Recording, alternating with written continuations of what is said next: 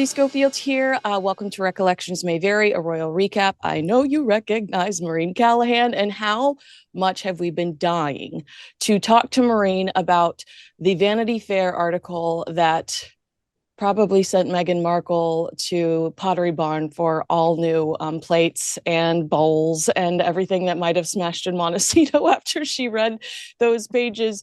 Maureen, what was your first reaction when you saw the Vanity Fair piece that Meghan Markle probably wishes doesn't exist or didn't exist? Kinsey, first of all, I'm so happy and gratified to be talking to you about this. I've been waiting on pins and needles to talk to you about this. It's such a gratifying bookend to Meghan's first Vanity Fair cover, which was laudatory and really to like the palace was infuriated by it, reportedly. But what she did, it was like a really masterful play. She went around the palace and just did the cover because it cemented her as Mm. Harry's intended future wife. Oh, yeah. And yeah, and it was laudatory and it made her look and sound great. And this cover story has a lot of teeth, which is something that most publications no longer have. But that Vanity Fair felt that they could take a wrecking ball to these two and just obliterate them, tells you everything that we need to know about like where they stand in the industry, whether it's publishing, podcasting, streaming. It follows the Hollywood Reporter story this summer that basically said Hollywood's done with them. Right. So they're done, I think. Mm. Did it occur to you that did you remember, I guess, because Meghan Markle, I didn't care about Meghan Markle in 2017 when she appeared on the cover of Vanity Fair because she was the new kid on the block. I just did not have an opinion of her back then. But of course, we're making these comparisons today because of this intense article, this new article.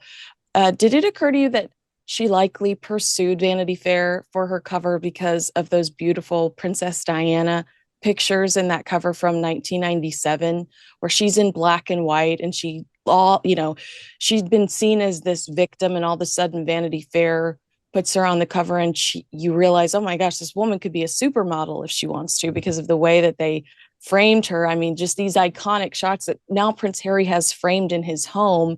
I wondered if there was any intention in 2017 of Meghan pursuing something like Vanity Fair instead of Harper's Bazaar or Vogue because of the Diana connection.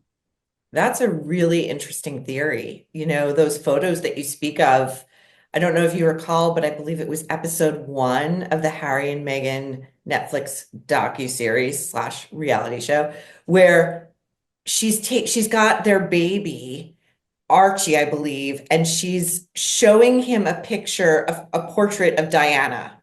And she's like, that's your grandmother. And it's not a private family photo. It like they framed the photo from the shoot. I think it was the Mario Testino shoot, I think so. right? That wound up in Vanity Fair. And Yes. it gives you such a sense of the way that she engages with her in-laws and her deceased mother-in-law as like an icon who was really globally famous, not like a person, a mother who never got to meet her grandchildren. I found that so telling. Yeah, I think you're right. Very much so. It all feels very intentional to me in a creepy, well, let me just wear the skin off your body kind of way.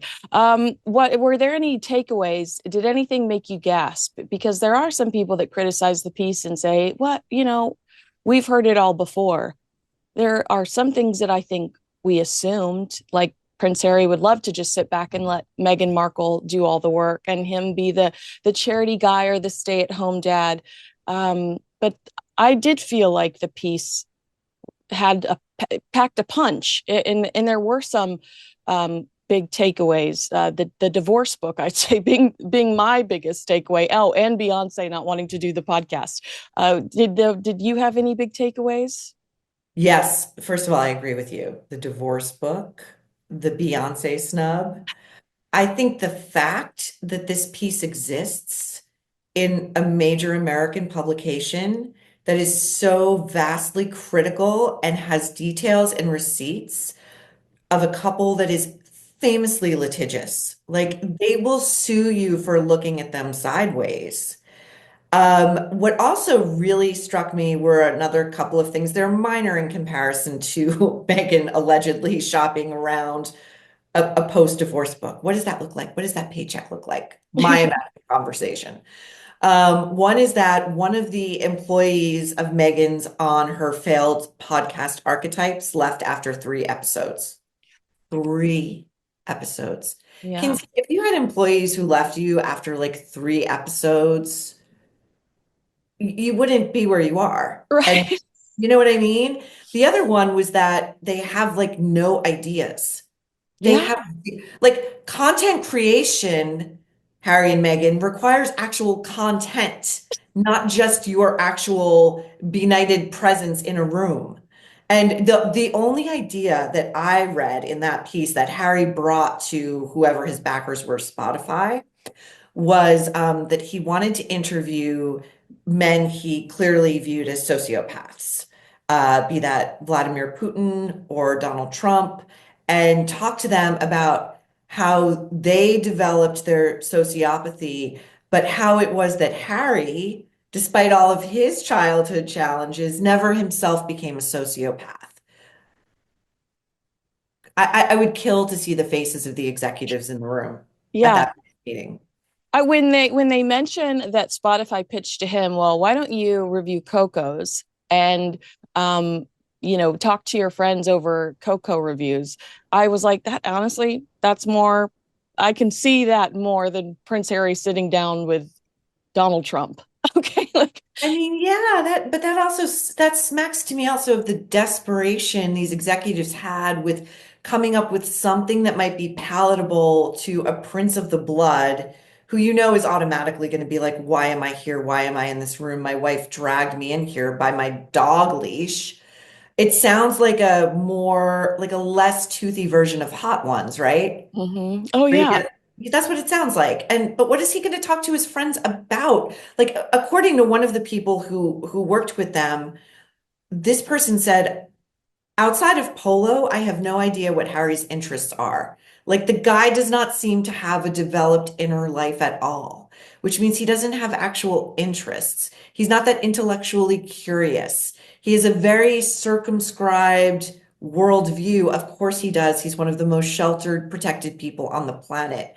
I like whoever cut these checks. I can't imagine what they were thinking they were going to get. Well, I think what they thought they were going to get was the Oprah Winfrey interview. And that they were devastated when they watched the Oprah Winfrey interview happen because they thought, oh my God, that's why we signed on the dotted line because we thought we were going to get those revelations that Harry and Meghan later turned around and denied that they even hinted at or said. But they wanted the drama. They wanted Harry and Meghan to sit on there and fume. Um, and they got that a bit with Meghan with Archetypes, which is just Archetypes to me was a horrible concept to begin with. And then to find out it was someone else's idea, it's like, oh my gosh. Uh, and she just sat on the mic and complained about Austin Powers, which how that movie's 20 years old probably now. Like what there are bigger things going on, Meghan Markle. There are other things you can complain about than having to sit through Austin Powers. But you're right, it's sad that they were given all of these opportunities. And it's not like they had like a timeline when it came to coming up with concepts. We all sat at home locked in our houses for almost years during the pandemic. That was plenty of time for them to come up with multiple ideas for how they could utilize Spotify or Netflix, those platforms. And additionally, I really thought they'd be savvy enough to see Netflix and Spotify as a way for them to get past the media. If they would have produced a regular podcast that subtly gave updates on their lives, then the tabloid gossip isn't as powerful as it is with them keeping their mouths shut all the time. You know what I mean? If Meghan was on a podcast every week and said, uh, it's Archie's first soccer game this week or whatever, then I think that the tabloids don't have the power that they do in telling Harry and Meghan's story for them. Am I giving am I giving them too much credit? Probably. I think maybe you might, I say this to many people, you're not the first. I think you might be a more generous person than I am when it comes to your take on these two. You have to think about the money they were given. And again, I don't believe they were given a check for $100 million. That was all conditional on what they produced. I'm sure it came in installments. But you have to think with that amount of money, the level, the high profile nature of these announcements and their celebrity, there were people in the room they were throwing the building behind making any number of these projects a success. The problem is you can only do so much with people who read as though they are pieces of immovable furniture. Despite their celebrity, they really don't have much charisma. They have nothing original or unique to say. It is no accident that anything that they have to offer it has nothing to do with the royals now because that informational supply has been choked off. The faucet has gone dry. This guy doesn't even know, reportedly, how his father is doing in his cancer battle or how his sister-in-law is doing in hers. They have nothing to offer, and it makes complete sense that they're flailing about right now. I just read, I don't know if you saw this, that apparently Meghan's second iteration of a podcast, which is backed by a company called Lemonada, has been delayed yet again. Yeah. Why? You know this. It doesn't take that much to get a podcast up and running. Right. What is the holdup? It's because there is, I would posit that her mind, aside from strategizing how to become a minor royal, it is an arid desert of ideas, thoughts, feelings. I mean, imagine LA has been burning to the ground. You would think they might have something to offer there aside from like a disaster tourism photo op, but they don't because I don't really think they give a shit. Yeah. Yeah, I've been surprised that I haven't, we've seen them out together once, and then independently, Prince Harry was photographed with some dogs at a fire station, and then Meghan showed up at a girls' charity. And that's fine if we don't see them anymore, but they should be pushing out press releases if Archewell is doing something. Everyone I talked to, and it even felt this way in listening to the neighbors that complained about Harry and Meghan in the Vanity Fair article, everybody's like, where is the philanthropy that they promised? When they left the royal family, they promised a life of service, but we're seeing Meghan twirling around in a kitchen wearing like $30,000 between her clothes and jewelry.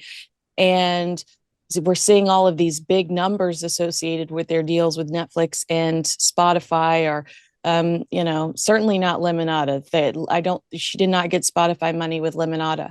And I wonder how much of the Spotify money they ultimately got, knowing how many resources went into editing her podcast now, thanks to Vanity Fair, but also knowing that Lemonada took this Spotify podcast and redistributed it everywhere. So it never, it's no longer a Spotify exclusive. So how much truly did they get when Spotify doesn't even have any exclusive content that remains on their platform? So yeah, I think that their work ethic is totally questionable. I think that they don't trust anyone, so it's impossible to collaborate. And sadly, I think you're right that these are two individuals that aren't very creative. And you would expect more from Meghan, knowing that she grew up in this town around people in the industry and pursued the industry for so long. You might, but we often forget prior to Suits, her big break was as the suitcase girl Yeah. on Deal or No Deal. And she was always sort of trying to depict herself as being a humanitarian, a global citizen. Her interests were more lofty than what one would lower themselves to be if one were simply in pursuit of some cheap fame. You Yeah. know, this vaunted feminist who took that like award from the Ms. Foundation a couple of years ago, was dressed in like tight little mini dresses, opening suitcases and, on a game show. So spare me and shove it. Yeah. Well, they also say too, and I wonder if this is if she inherited this the great reputation that Trevor Ingleson had, her ex-husband, who is a producer. He was a hustler in the best sense of the word. He would be reading scripts in showers. He just was very Really? ambitious. Yeah, yeah. I mean, That sounds intense. yeah, like Really? he's very, very ambitious, How and do you read a script in a shower? Do you have to like laminate every page in plastic? I How don't do you do remember that? I don't remember how the story was told. I think one of my friends who knew him and Megan said so, said like he'd be like reading scripts in showers, reading them in the car. Like he was just very, very ambitious. And I think in town when they were married, and certainly when she got Suits, she inherited kind of like this, oh, it's Trevor is so ambitious and Trevor Mm, things are going to happen for him. Um, so I think they assumed she was similar.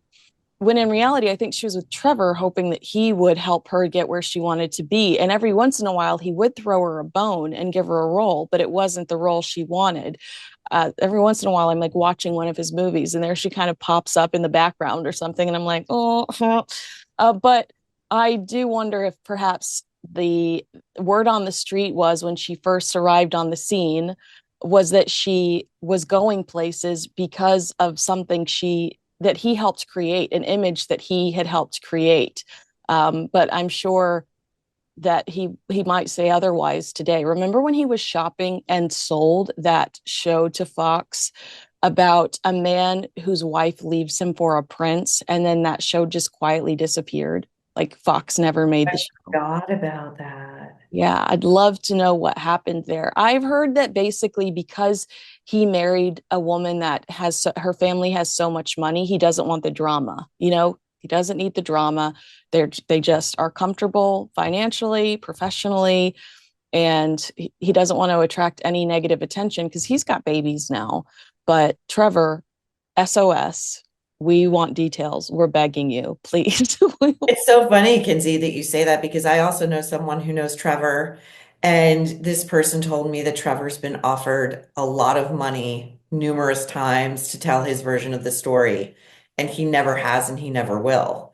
And when you talk about the sort of reputation by proxy that Meghan maybe inherited or, was sort of given the halo effect of, I also think about her dad, who is a veteran, an Emmy-winning lighting director who doubtless helped open some doors for the daughter who will no longer speak to him Yeah, for her the remember crime General of Hospital. invading her privacy, the privacy that she and Harry have repeatedly invaded of the royals and themselves. But that's a bridge, like, this is why people can't stand her. Yeah. Everyone recognizes a hypocrite, a phony, a fraud, a self-righteous ingrate when we see one. We don't like them.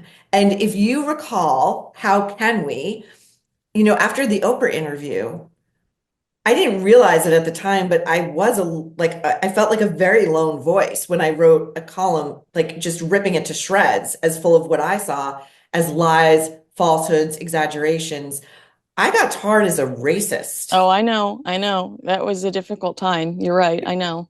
Well, listen, I survived because I'm Yeah. not, but now to see like the bulk of public opinion like behind this like everybody's seeing what we're seeing. It's incredibly satisfying. Oh my gosh, that's so funny. Can I ask you, there was this piece in there about how a stranger spoke to, I mean, I don't know if they were a stranger, somebody, one of the Vanity Fair sources spoke to Prince Harry at an event, and they said that they didn't feel like he'd absorbed the gravity of what he'd done when he sold millions of copies of a tell-all book about, a family that's notoriously guarded, um, that he kind of played dumb when they said, have you talked to your family? He said, no, I hope I talk to them soon, or something like that. Do you think he really was that dumb to assume that he could do this and they were just going to welcome him back into the fold? I mean, I guess Fergie never, Fergie has never been critical of the family. I mean, other than like talking about Diana giving her warts when they shared shoes, I feel like that's as negative as Oh, he got. oh, oh, oh. But Fergie's never been critical of the family.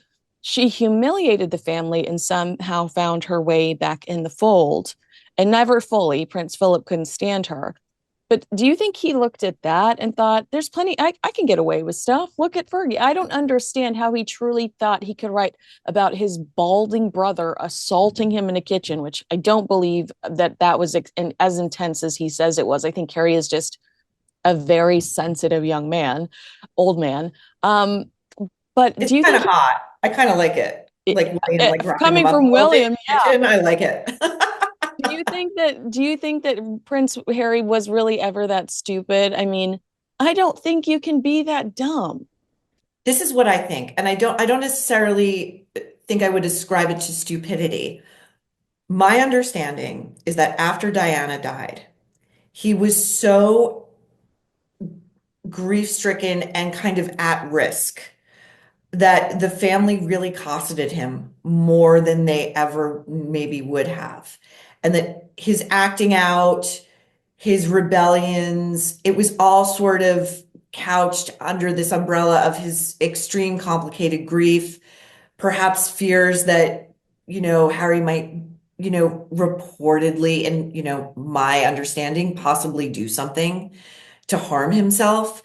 And I think that that's the hothouse environment in which he grew up, in which I think of it as sort of a reality TV villain analog where it's like there's nothing you can say or do that you can't come back from because the narrative just has to keep rolling. Well, look And at Spencer Pratt.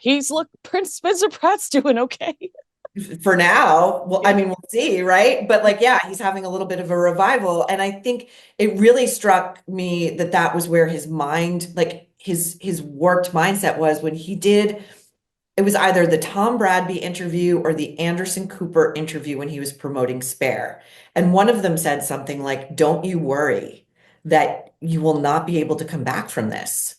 And he said, oh, I plan to make up with my family. And I just remember thinking like, that goes two ways. Like you need the other party to be willing to forgive you. Like it's not like a unilateral decision. And that's when I realized like this guy has no idea how relationships really work, really at all. Familial friendship, I think this romantically, I think he and Meghan are ultimately, despite what the VF piece says, doomed. I don't know Yeah, how because you I really want reading that your wife has been shopping around a post-divorce memoir. I Like, wanted that was my next question because I want to read this to you. Everyone who spoke to Vanity Fair said Harry and Meghan are deeply in love. As one person put it, they are so hot for each other. Like, you know how you meet those couples where you're like the way they're looking at each other, I shouldn't be here right now. Or I should be here right now, question mark. I was gonna say to you, like, I think that source is Meghan Schmarkle. right. Continue. I was gonna say to you, I'm not a love expert. I'm certainly no love expert, but there is, to me, I've always felt like there's a difference between love and lust. And I have never thought that Prince Harry was not lusting after Meghan Markle. And he probably does love her. But I don't think that, like to your point, there's no way somebody could even contemplate shopping around a divorce book, even engaging in, that conversation.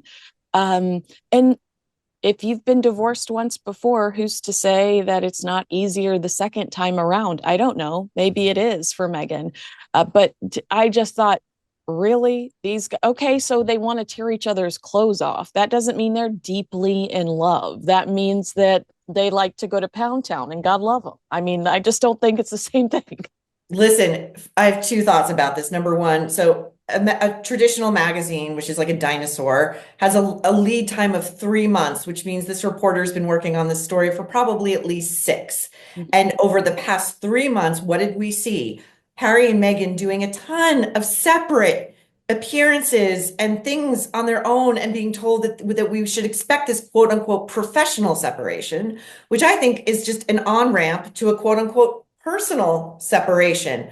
I think this woman, again, my own opinion, is a scorpion. She is a cold-blooded, lizardly creature. She sent back her wedding ring to Trevor, right? Wasn't it Trevor? She sent that Yeah. back in a FedEx envelope. That is as cold as it gets. He's in for a world of hurt. He's in for a world of hurt. Oh my gosh, especially with those two kids, because if Meghan has refused since the Queen's death to set foot in the UK, even to support Prince Harry through court cases or Invictus, you think she's going to let her freaking kids go over there without her? And she's not willing to go over there. So, Never. um, yeah, do I still have a few more minutes with you or do you have to go? Yeah, what time are we at? We're 10:58? Oh, yeah, we're at 10:58. Yeah, I could do like 3 more minutes. Okay, cool.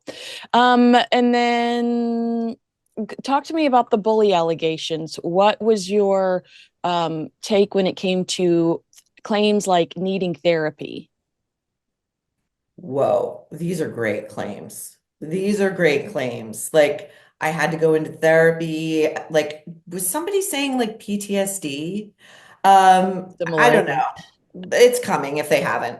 The churn and burn is incredible to witness. And honestly, again, any employer, anybody who is really serious about brand building, about reputation building, would take they should have a little HR office of their own. Mhm. You should be able to take criticism, but like all narcissists, they cannot take criticism and they look at people leaving probably as well, they're not up to my standards. Yes, they're not strong enough. They're Yeah. not strong enough. They can't take it. Like, I mean, it resurfaced in the mail this week that Charles's nickname for Meghan before she ever married into the family was Tungsten because like she withstands fire. Like there's nothing she just won't bounce off of her.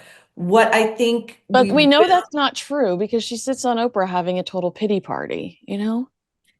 Right. I mean, she loves the mantle of victimhood. I Mhm. think that's a brand for her. And I Mhm. do think she does enjoy feeling sorry for herself. Like, Yeah. but again, it's a kind of, I believe, like malignant narcissism, because if you have the temerity to issue a statement that you're upset an actress called you and your husband disaster tourists, and you're more upset by that than the fact that your hometown looks like an A bomb hit it and it will take years to recover and people have lost their lives and everything they've worked to build, then you're an asshole. You're just an asshole. Wait, really quickly, can I just ask you this? How does it reflect on Better Up and Prince Harry for people that worked underneath Prince Harry and Meghan to say they need therapy? I mean, Prince Harry's representing an online therapy company.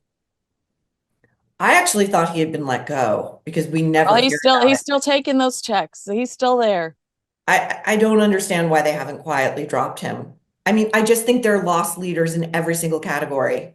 Yeah, yeah. All right. Well, agree with us, disagree with us. Let us know in the comments below. Make sure you like, subscribe, and share this video with a friend. Maureen, I loved catching up with you about this, and I know we'll be quoting this magazine forever. Same, Kinsey. I'm about to have it bronzed, so I'll get it back up. All right. Talk to you so soon. Bye. Okay, bye.